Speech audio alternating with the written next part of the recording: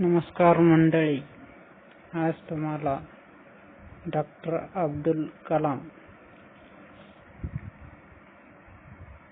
कलाम यांचा सुविचार वाचून दाखवतो.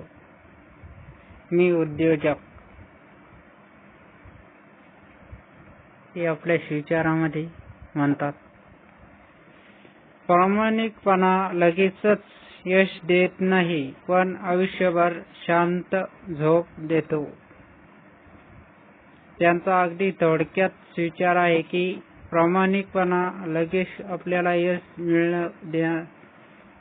मिळणार नाही, मात्र आयुष्यभर शांत झोप देतो. शांत झोप लागते माणसाला. त्यांचा म्हणण्याचा अर्थ आहे की खूप काही कष्ट केल्यानंतर आपल्याला यश पदरात मिळते, पण ते आपल्या स्वकष्टाने असते आणि आपल्या हिमतीवर असते, हे विसरता कामा नये. डॉक्टर अब्दुल कलाम यांच्या विचारांशी मी सहमत आहे. एरिस नाही, त्यांना मिसाईल मॅन म्हणतात. अनेक स्वप्न रंगवली, त्याप्रमाणे त्यांचंही स्वप्न खऱ्या अर्थाने खरं झालं. म्हणून आज भारत मिसाईलच्या क्षेत्रात फार अग्रेसर झालेला आहे, जगात नावलौकिक झालेला आहे, हे विसरता कामा नये. त्यांच्या प्रयत्नांनी भरपूर काही मिसाईल लिहून गेले आणि शास्त्रज्ञांपुढे आता डॉक्टर बाबासाहेब अर्थात मला हे सांगायचं आहे की उद्योजक बनायचं असेल तर खूप कष्ट काही करावं लागतील, त्यामुळे आपल्याला उद्योजक होता येईल.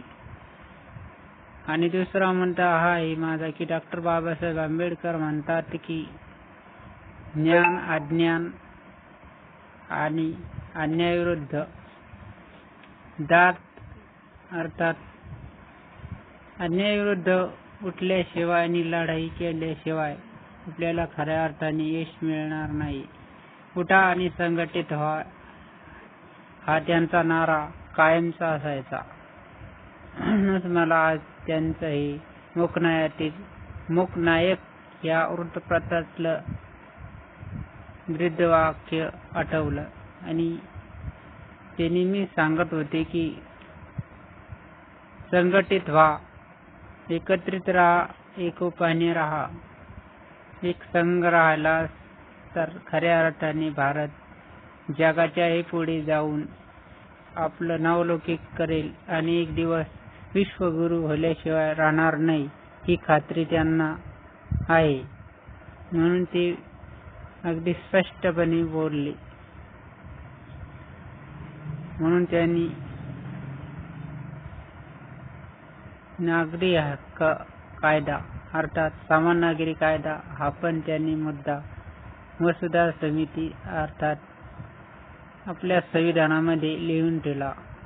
तो जर आजच्या युगात खऱ्या अर्थाने उत्तीर्ण झाला असता तर समान नागरी कायद्यामध्ये समान हक्क आपल्याला असते, पण तसे होताना आपल्याला दिसत नाही कुठेच. या व्हिडिओच्या माध्यमातून मी तुम्हाला अगदी थोडक्यात सांगण्याचा प्रयत्न केला.